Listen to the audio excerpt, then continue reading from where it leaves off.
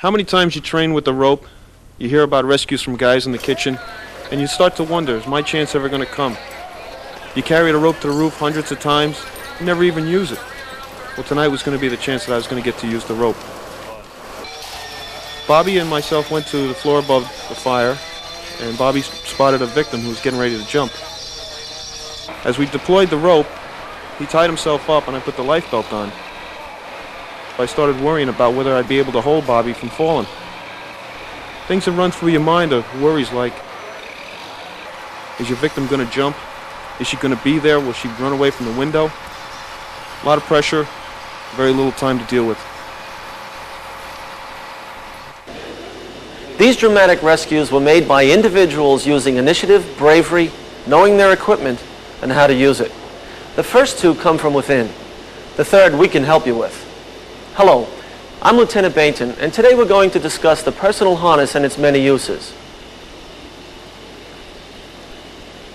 The personal harness and rope were designed to allow the firefighter a quick, safe means of escape when there aren't any alternatives.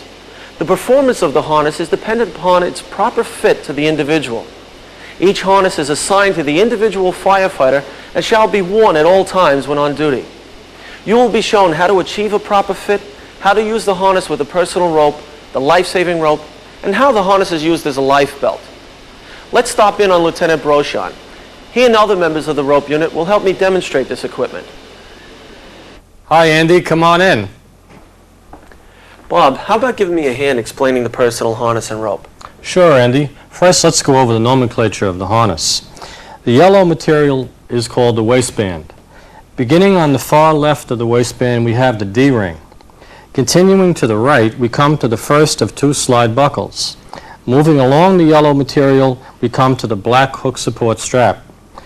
Then the second slide buckle, and then finally on the far right, the snap hook, which connects to the D-ring. The blue straps are the leg straps with adjustable buckles. The rappel hook is attached to the handle of the material. The rappel hook has a gate with a locking screw collar. The gate of the rappel hook opens on an angle. This enables the rappel hook to fit over the railing of a towel ladder bucket, the rungs of an aerial ladder, and even a scaling ladder, enabling the harness to be used as a safety belt. The personal harness and rope have serial numbers for ID purposes. If you are transferred or promoted, the equipment goes with you.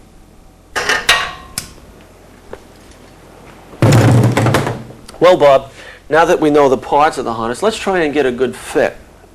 First, with your left hand, grab the D-ring palm down, and with your right hand, grab the waistband near where the black hook support strap is sewn. Align the D-ring with the outside seam of your left pant leg, like so. Pull the waistband snugly across the upper portion of your hip bones and line up the black hook support strap with the outside seam of your right pant leg.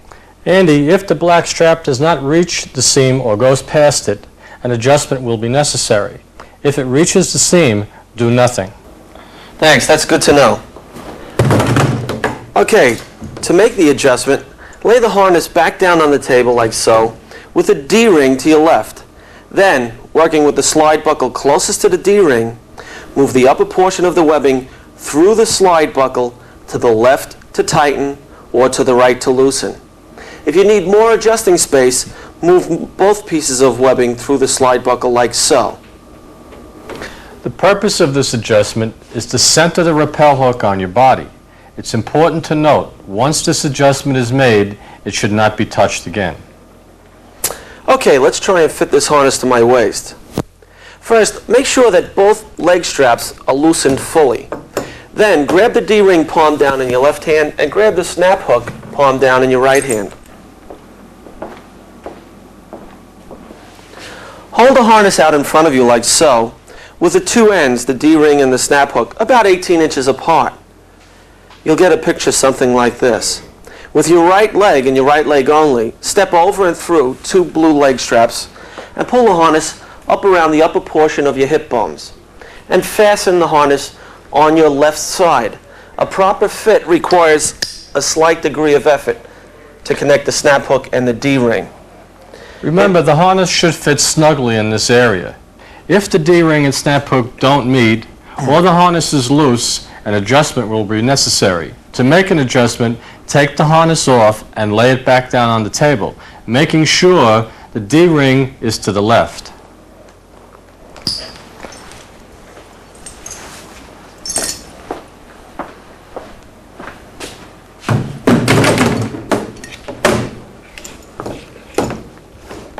This time, to adjust the harness, we'll work with the slide buckle located between the snap hook and the black hook support strap. To adjust the harness, move the upper portion of the webbing through the slide buckle to the right to loosen, to the left to tighten. Again, if you need more adjusting space, move both pieces of webbing through the slide buckle like so. Remember, Andy, a proper fit requires a slight effort to fasten the D-ring to the snap hook. The waistband should not slide off your hips when the leg loops are made snug. Excess yellow material behind you may be folded over and taped down. In the future, should the harness not fit you properly and an adjustment may be necessary, be sure to use the proper slide buckle. When the harness is not being used, the rappel hook may be placed out of the way with the black hook support strap. Okay, Bob, that takes care of the harness. Let's talk about the personal rope. The personal rope is a 40-foot nylon rope. It has a snap hook on one end and an aluminum stop plate on the other. The intended use of the personal rope is to enable firefighters to remove themselves from an untenable position to a position of safety. It's to be used as a last resort and never to be used to make rescue pickups. If the rope is used once in the field, it should be placed out of service. Also, the rope should be inspected and repacked monthly. Andy, let's go over rewinding the rope. Okay. Well, to rewind your personal rope, you're going to need the winding device. The winding device consists of 3 pieces.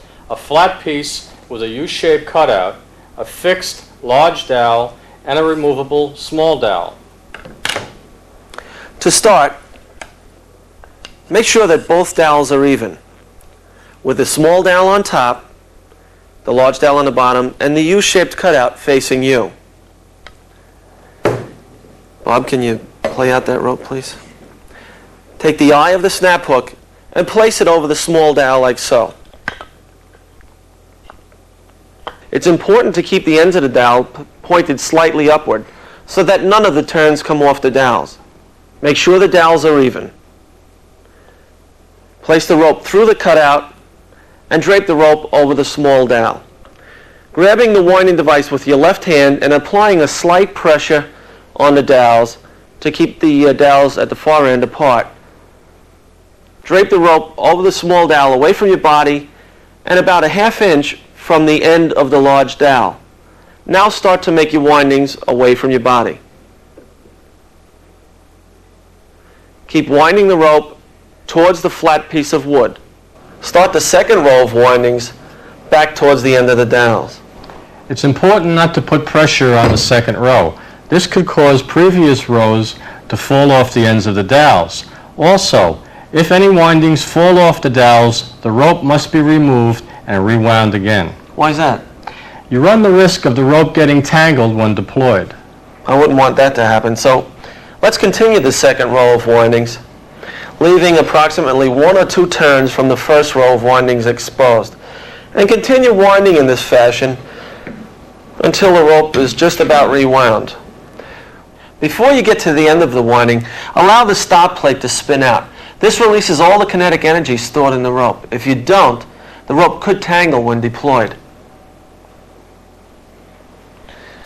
Place the stop plate on the coil of rope on one of the wide sides and make sure the tail is on top of the plate. Okay, Andy, now we're ready to put the rope into the pouch. Keep the dowels pointed up so the turns don't fall off and place the pouch over the rope and pull down. Now stand the bag on the table with the dowels pointing up and remove the small dowel. Now remove the hook from the cutout and remove the remainder of the winding device. you can pack the rope in the bag and place the hook through the cutout in the inner flap. Fasten the two fasteners. These snaps here?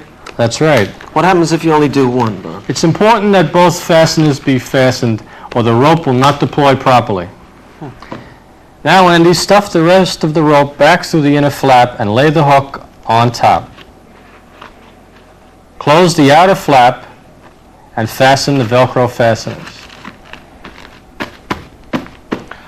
Okay. It's much easier to work with a partner, but you can pack the rope by yourself. Well, now that we have the personal rope packed and we've been fitted for the harness, let's go over how the harness can be used. Okay, Andy, let's take a walk to the training tower and demonstrate the use of the harness with the personal rope and the life-saving rope. Great.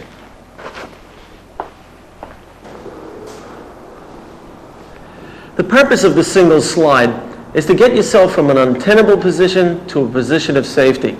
Bob, I'll do the single slide. You talk me through it. Sounds good, Andy. Let's do it.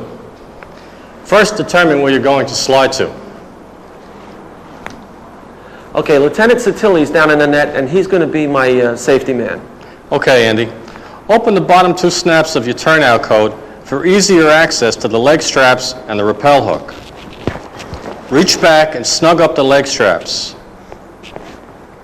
Then release your rappel hook. Now take the pouch and open the outer flap. Remove the hook end from the pouch. Hold the hook firmly in one hand. It's a good idea to hold this hand behind your back. Good idea, Bob. Then drop the pouch from the window. Find a substantial object. I'm going to use that standpipe riser over there. That's good, Andy. Take a turn around it and snap the hook back onto the rope. Notice that no knots are used. By dropping the rope first, then taking a turn around the substantial object, the rope can now guide you to your point of descent. You're now ready to attach the rappel hook to the rope. Keep the rope on your left side and face the direction of descent. Grab the rope in your left hand and give it a tug to remove any slack from the rope. Slide your hand past the edge of the window to approximately mid-forearm. Hold the rope firmly at this mark and turn your body to the left. Your back should now point toward the descent. With your right hand, reach down and grab the rappel hook. Then lay the solid side of the hook on top of the rope at your left hand. Now hold the rope and hook with your right hand. Use your left hand to open the screw collar and push in the gate. Your right hand holds the gate open while covering the gate end. Then take 4 turns under and over the hook. Once this is done, release the gate and make up the screw collar fully until it can rotate no further. Slide your right hand off onto the rope about 6 inches from the hook. Okay. Turn to your right and face the point of descent. Then straddle, in this case, the window. Place your left hand over the rope on the inner edge of the windowsill. Make sure your hand doesn't get caught under the rope. All right, it's clear. The harness hook must clear the outer edge of the window sill. Let me just adjust the hook. Okay, Andy. It's clear. Shift your buttocks out of the window until your left knee is against the inner edge. Slide your right hand along the rope, extending it down a full arm's distance. With your right arm rigid, press the rope between your fist and the wall, down and away from the window. Okay, Bob. Swing your body out of the window into a vertical position.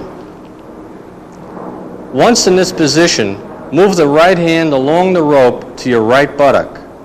Maintain the position of the right hand at the right buttock. Sliding is controlled by allowing the rope to pass through the gloved right hand. Your speed is controlled by your grip on the rope.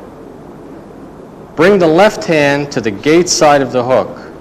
Remember, your hand can come off the hook to clear obstructions. Your feet should be against the wall at least 12 inches apart, toes up. Make sure you look down to avoid obstructions. Let's go up to the roof and do the same with the life-saving rope. All right, I'll come up with you and we'll let Bob be the safety man. Okay, fine.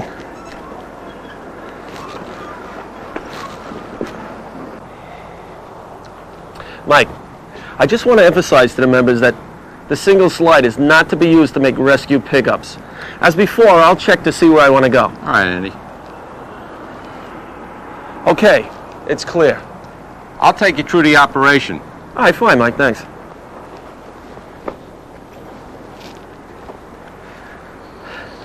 First, as before, open the bottom 2 snaps of your turnout coat to adjust your leg straps and release your rappel hook.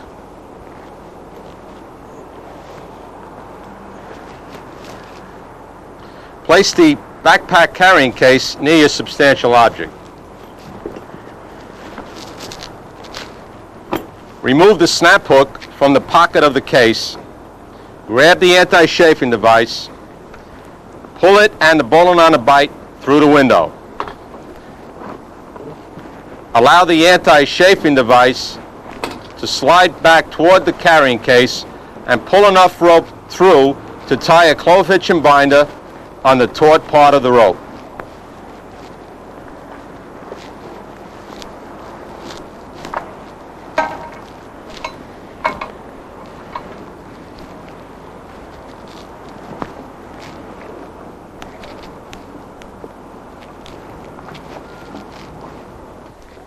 Take the anti-chafing device and the carrying case and walk toward your point of descent.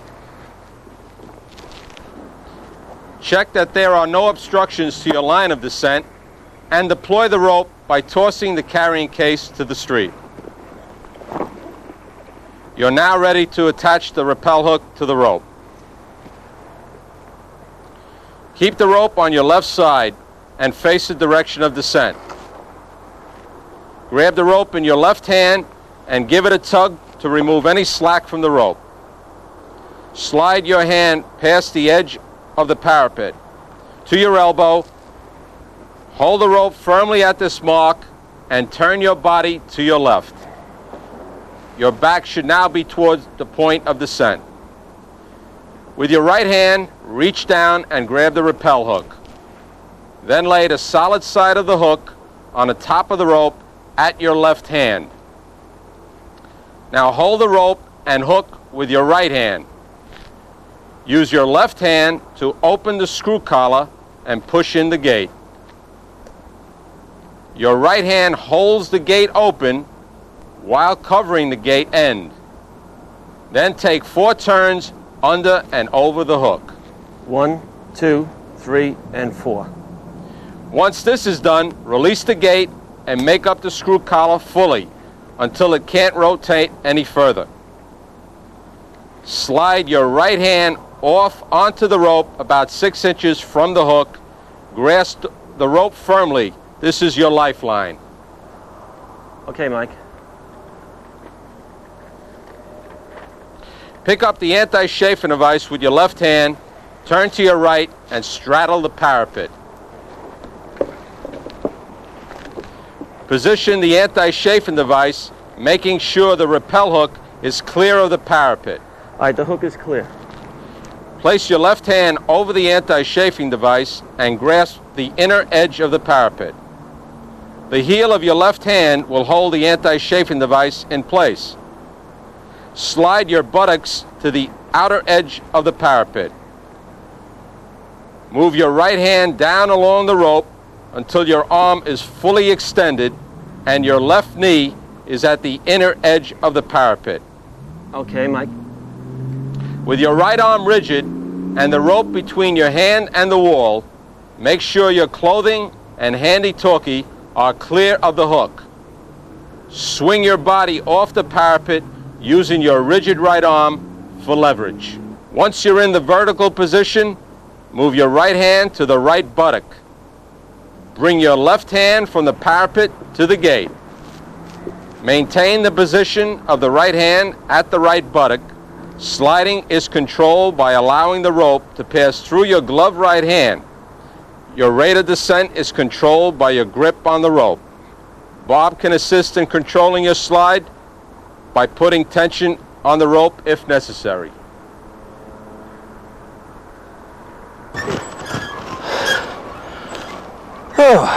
Okay. Thanks for being the safety man, Bob. Okay, Andy. The final operation that we have to demonstrate is the rescue pickup. That can only be performed with the life-saving rope. Let's go up and give it a try, Andy. Sounds good, Bob.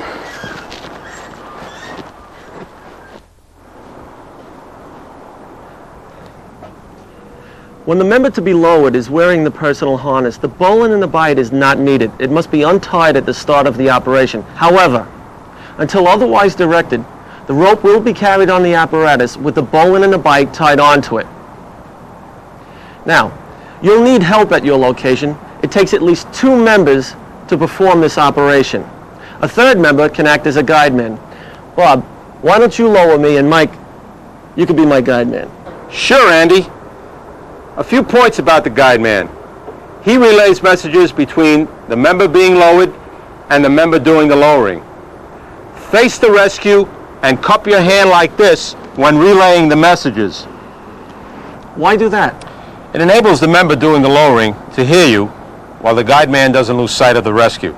That's good to know. Also, one of the first things you must do before performing this operation is to contact your officer or the officer in charge of the operation. Let them know the victim's location and what your intentions are. Also, make verbal contact with the victim. Reassure them that help is on the way and maintain that contact while being lowered. Another thing to remember is try and pick a point of descent which will place you alongside of the window. Mike, why don't you talk us through the operation? Okay. Again, members involved in the rescue will open the bottom 2 snaps of their turnout coat to adjust the leg straps and release their rappel hook. Once a substantial object has been picked, the lowering man will place the carrying case with its back toward the roof's edge, midway between the substantial object and the edge of the roof. He will then open the case, hand the bowline on a bite and anti-chafing device to the member being lowered. The member being lowered must untie the bowline on the bite. We'll refer to this member as the rescuer.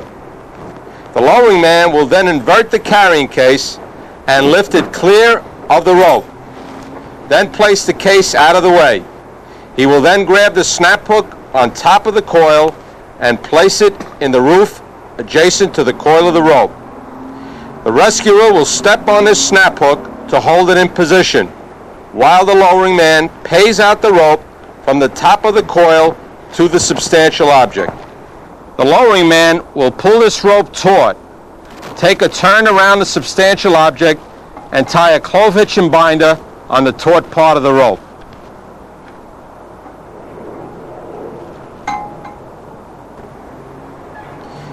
He will then pick up the snap hook from under the rescuer's foot, snap it downward on the rappel hook behind the pin.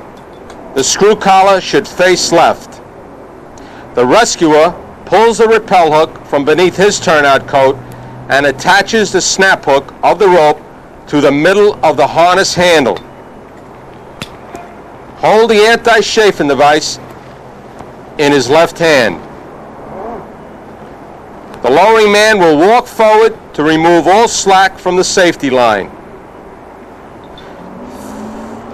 Face the rescuer and grab hold of the rope leading from the anti-chafing device with your right hand, and bring this hand back along the rope to your right hip. Using this point on the rope as your mark, bring the rope forward and lay the rappel hook on top of the rope at that mark. While holding the rope and hook in your right hand, use your left hand to open the gate in the prescribed manner. With your left hand, make 4 turns under and over the rappel hook. 2, 3, 4. Let the gate snap back and tighten the screw collar snugly. Then hold the gate of the rappel hook in your left hand. Slide your right hand along the rope to your right buttock and feed enough rope to permit the rescuer to reach the parapet.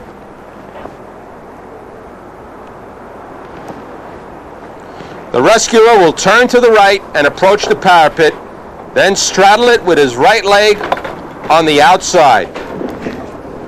Allow enough slack so that the anti-chafing device lays flat with about 5 inches of the device over the outer edge. At this point, the rescuer will grip the inner edge of the parapet with one hand on either side of the anti-chafing device. Placing his right thumb on top of the anti-chafing device will serve to hold it in position. Slide your buttocks to the outer edge of the parapet until the left knee is at the inner edge. The rescuer should inform the lowering man that he is now ready to be lowered. Bob, I'm ready to be lowered. Okay, Andy, dismount. When the command to dismount is received, dismount the parapet into a vertical position with your hands remaining on the parapet until you are vertical. Position your feet approximately 12 inches apart with your toes up. Then give the command down. When doing a rescue pickup, here are important points to remember. The lowering man will control the descent with his gloved right hand at his buttocks position. The rescuer should make a preliminary stop somewhere slightly higher than the victim's level. This stop should be a signal to the lowering man that you are close to the victim. When you call to be lowered again, he will lower you more slowly so that you don't pass the victim. When you are lined up with the victim, approximately at the shoulder-to-shoulder level, give the command to stop. The lowering man will halt your descent by tightening his grip on the rope. The rescuer will swing over to the victim. Don't use the victim to pull yourself over to the window. Have the victim place their arms around your neck and their legs around your waist. The rescuer should wrap his own arms around the victim's upper torso, under the victim's armpits. Lock your hands behind the victim's back. Come out of the window. Swing back to your line of descent, maintaining your firm hold. Then call to be lowered to your selected point of safety. You all set? Yeah. Go ahead. Down. Down. Down. Down. Down. Down. Down. Down. Down. Stop. Oh, he's around that Down area, slow. Down slow, Bobby. Down. Down. Down. Down slow. Down. Approaching the victim. Down. Down. About another foot or two. Down. He's up. Down a little bit Down. more. Down. Down. Down. Stop. Stop. Okay. He's right on the victim. He's going to pick him up, Bobby. Got Hold your your arms around position. my neck. Your legs around my waist. Victim's getting around his shoulders. Okay. He's got him. Here we go. Okay, they're coming off. And hold that position. Okay, down. Down. Down. Down. Down. Down. Down. Right on the money. Into the street. Great. Good rescue. Inspect and maintain your equipment. Your life depends on it. If you notice any defects, notify your company officer immediately. In closing, a rescue pickup should only be made by lowering a member, never a single slide. Rope rescues should be a last resort.